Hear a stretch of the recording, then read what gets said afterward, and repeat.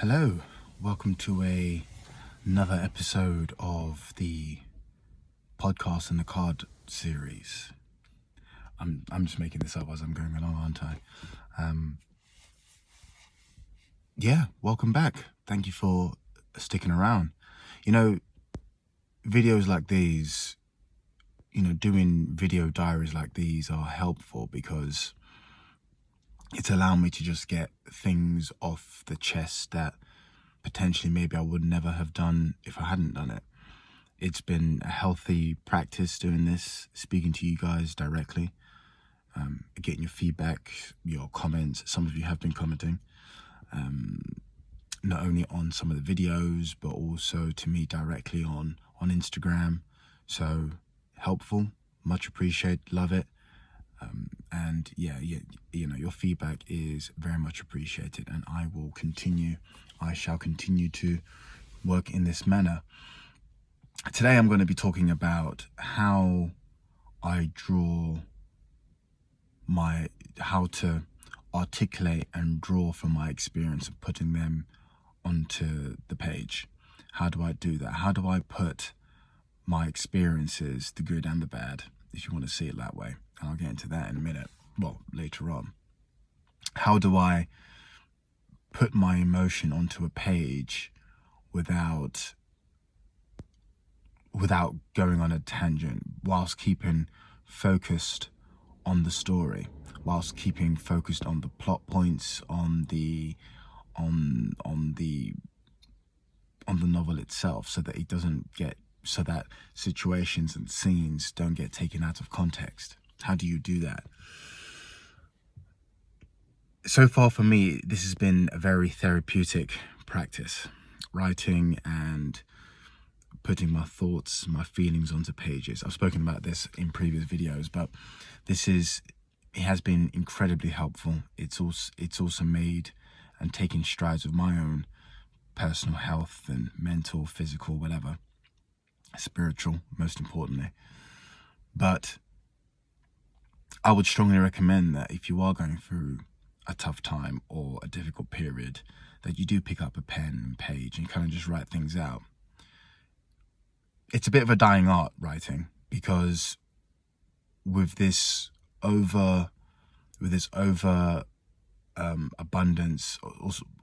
or should I say the over-reliance of technology, what we've allowed to happen is to forget the important soft skills of us actually using our hands rather than asking a robot to do things for us. Relying on AI, relying on chat GPT or whatever they want to call it, on these systems and processes. We're now coming to a point where we're just constantly staring at our phones all the time. I know some of you might be looking at this, but we've got to that point where we're kind of forgetting how to use our hands, using our minds, using our hearts. And I'm not saying that we all need to kind of put down our phones and get back to that, but I just thought I'd just remind everyone that there was a time where we were using pens and papers and rulers and physical things in order to get things happening. So I'm just digressing and I'm waffling on. So I'm going to kickstart this episode for you all. So today's episode, I'm going to talk about drawing from experiences. If you haven't already, and I'm sure you have, head over to www.blaquefalcon.co.uk. That's where you can find out more t-shirts like this. And I know you probably can't see because of the sun, so I'm going to bring the camera closer to you.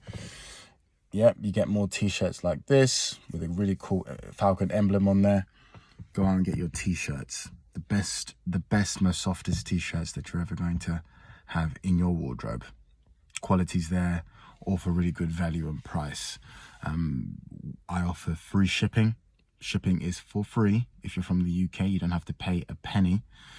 And I also have hoodies, sweatshirts as well. So if you're at home or you're feeling chilly, if you want to prepare for the winter or whatever, or if it is winter at the time of you listening to this or watching this, then head over to our website. We do have what you need at our site. You can't go wrong with us. And of course, the whole point of these videos is is my book, Drax, D-R-A-X, that's currently available right now on Amazon. You can get yourself a copy over in Amazon. Just type down my name, so that's Ikenna. Type in Drax, D-R-A-X, and you will see the book there. And of course, I'm going to leave all these links at the end, at the bottom of the description, so you'll be able to access that within a click. All right, so let's talk about it. Let's get into it. This might be a short video. This might be a really long video. I have no idea, but I'm just going to freestyle this like I always do and see where it takes me, because I'm just going to be talking from the spirit. So, drawing from experiences. Everyone has experiences. Everyone has had their fair share of challenges and problems that we've all had to overcome. With Drax being a very personal book to me, but particularly written during a time that was of great difficulty to me, and I explained this previously, so I won't repeat myself for the sake of the video. But ultimately, writing Drax coming from a very difficult place was very, very helpful for me, because it was easier for me to kind of put my frustrations, put my challenges, and put everything that I was very, very annoyed about onto paper. But then my triumph over that was ultimately making the story incredibly humorous for people to go out there and enjoy. So how do you turn your trauma into triumph? Turning trauma into triumph. Well, you do that by objectively looking at the traumatic experience that you've gone through. Objectively look at. See yourself as not you, but someone watching you. And describe that. So whatever happened to you, you were bullied in school, whatever happened, I don't want to go into detail about awful things that have potentially happened to you or to myself, but that's what you do. That is how you turn trauma into triumphs. You literally just objectively look at yourself through someone else's eyes, or through, an anonymous person's eyes. It doesn't have to be anyone in particular. And essentially just going from there and describing it and putting it on paper or whatever else that you have. So that is really the quick fire way of turning your trauma into triumph. You learn from your experiences in that way. You go through situations, or situationships as it's been recently dubbed, and learn from that. How do you learn from it? Well, you learn by literally just taking notes, or you make mental notes and kind of saying, this is what I've gone through, this is what I've been through, this is where I am right now. So that's how you do it. You're being very, very objective. You're being succinct. You're being strategic as to how you move, or rather how you take your next step. So that's how you do it. Which also leads me on to my next point in finding the good out of the bad. You find you can choose, you have the power to unlock finding the good out of the bad. You essentially basically say, when you've done your objective analysis, you essentially look at a situation and be like, well, hey, at least I know about that now. I may have lost this, but at least I know not to lose it again for next time. So that's how I've kind of moved around. That's how I've been able to progress and to grow and to sustain myself throughout my time. I just, I'm always in the learning phase. I'm always learning, always learning, always learning, always learning, always learning, always learning, and I never stop. I never really proclaim myself to know everything. Yes, confidence is good, and I've spoken about confidence previously before, but that's essentially how you build confidence. You build confidence by learning from those experiences and focusing on what good you came out of it.